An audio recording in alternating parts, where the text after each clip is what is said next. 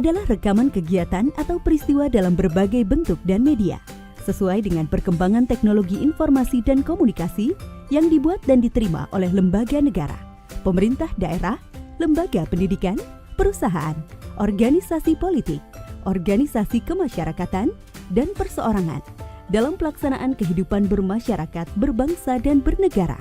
Secara fungsi, arsip dibagi menjadi dua, yakni arsip dinamis dan arsip statis.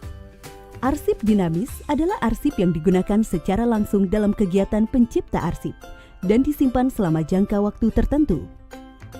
Sedangkan arsip statis adalah arsip yang dihasilkan oleh pencipta arsip karena memiliki nilai guna kesejarahan, telah habis masa retensinya, dan berketerangan dipermanenkan, yang telah diverifikasi baik secara langsung maupun tidak langsung oleh Arsip Nasional Republik Indonesia atau disingkat ANRI dan atau lembaga kearsipan. Adapun yang dimaksud dengan pencipta arsip dinamis adalah pihak yang mempunyai kemandirian dan otoritas dalam pelaksanaan fungsi tugas dan tanggung jawab di bidang pengelolaan arsip dinamis. Pencipta arsip ini terdiri atas lembaga negara, pemerintahan daerah, perguruan tinggi baik negeri maupun swasta yang dibiayai APBN atau APBD dan atau bantuan luar negeri serta BUMN dan BUMD. Lalu, apa kegunaan arsip dinamis ini?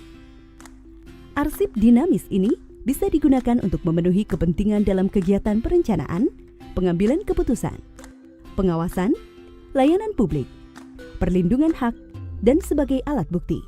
Selanjutnya, bagaimana arsip dinamis ini dikelola? Pengelolaan arsip dinamis merupakan proses pengendalian arsip secara efisien, efektif, dan sistematis yang dilakukan melalui penciptaan, penggunaan, dan pemeliharaan, serta penyusutan arsip.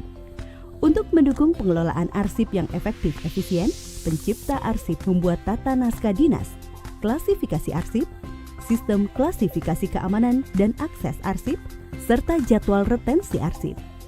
Lalu, bagaimana proses pengelolaan arsip dinamis dilakukan? Pertama, melalui penciptaan, yang meliputi pembuatan dan penerimaan. Pembuatan dan penerimaan ini meliputi registrasi dan distribusi. Kedua, penggunaan dan pemeliharaan. Penggunaan akses arsip dinamis ini dilakukan untuk kepentingan internal pencipta arsip dan kepentingan publik. Sedangkan pemeliharaan meliputi pemberkasan arsip aktif, penataan arsip inaktif, penyimpanan arsip, dan alih media arsip. Pada saat pemberkasan, arsip disimpan ke dalam central file pada unit pengolah. Seiring berjalannya waktu, arsip harus ditata untuk memilah arsip yang sudah inaktif. Arsip inaktif ini kemudian disimpan di pusat arsip oleh unit kearsipan. Sementara itu, alih media arsip dilakukan dengan cara pengolahan arsip dari bentuk kertas ke bentuk digital. Proses pengolahan arsip dinamis yang ketiga adalah melalui penyusutan.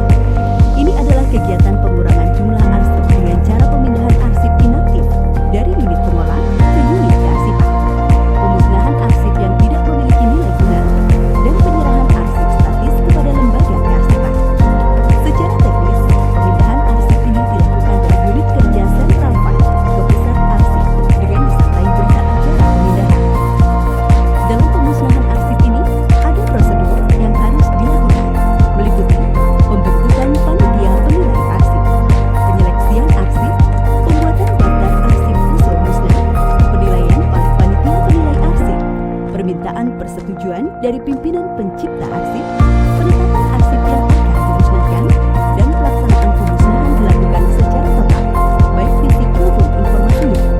Disaksikan sekurang-kurangnya oleh 2 pejabat dari unit hukum dan pengawasan dari lingkungan pencipta arsip yang bersangkutan, disertai penandatanganan berita acara pemusnahan. Pemusnahan arsip adalah kegiatan yang sangat krusial, sehingga harus dilakukan secara hati-hati berdasarkan prosedur yang benar. Apabila diabaikan, akan terkena sanksi pidana sesuai dengan Undang-Undang Nomor 43 Tahun 2009 Pasal 89 dengan ancaman hukuman 10 tahun pidana penjara dan denda paling banyak Rp500 juta.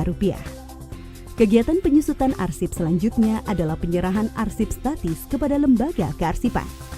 Tahapan ini harus disertai dengan berita acara penyerahan dan daftar arsip yang diserahkan.